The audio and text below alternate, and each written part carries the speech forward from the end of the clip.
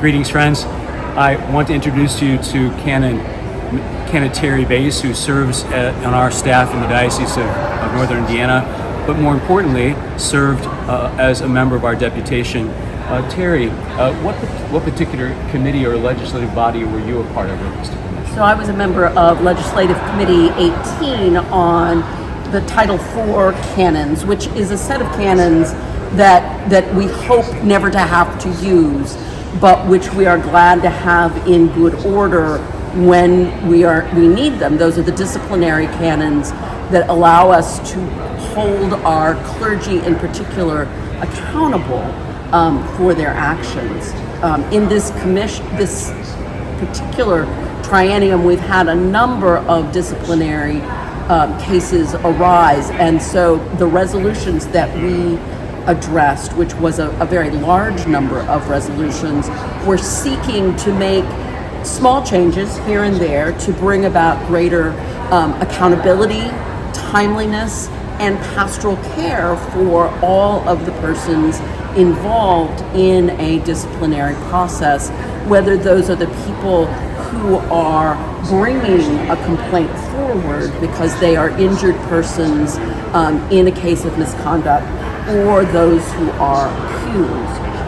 And so what we were doing is working through various portions of the canons in order to do things like ensure that responses are made both accurately and in a timely manner, to make sure that conflicts of interest are addressed, and that people are accountable to others for the decisions that they're making. I think it's important also to say that the last 2 years have also included some challenges around the discipline of bishops. Precisely. In the Title IV process. And so now, last year there was an intake officer employed by the Office of Pastoral Development who's not a bishop, who's doing the work of investigations.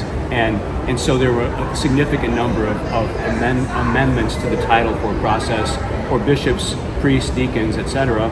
There were also a few resolutions that have come forward about exploring ways to address perhaps misconduct of persons who are in lay leadership. Because we really don't have a mechanism right now in Title IV to manage that. And that's one where we referred that to an interim body, a committee that meets during the time between general conventions, because it is so complex that we didn't feel that we could address it in the short time that was allotted to us. Another difficult issue that we found important enough to give to an interim body for work during the time between now and the next convention is the work of amassing and maintaining and analyzing statistics about what happens when people from marginalized communities either are among the accused in a disciplinary process or are the complainants. So to make sure that the complaints they bring forward are being addressed seriously and not simply dismissed, and also to make sure that persons from marginalized groups are not being targeted through our disciplinary process. And that was one where finding a way of keeping data without further traumatizing people by asking them to disclose all sorts of things about themselves in the midst of a disciplinary process, we felt was something that needed more time than we could give it here.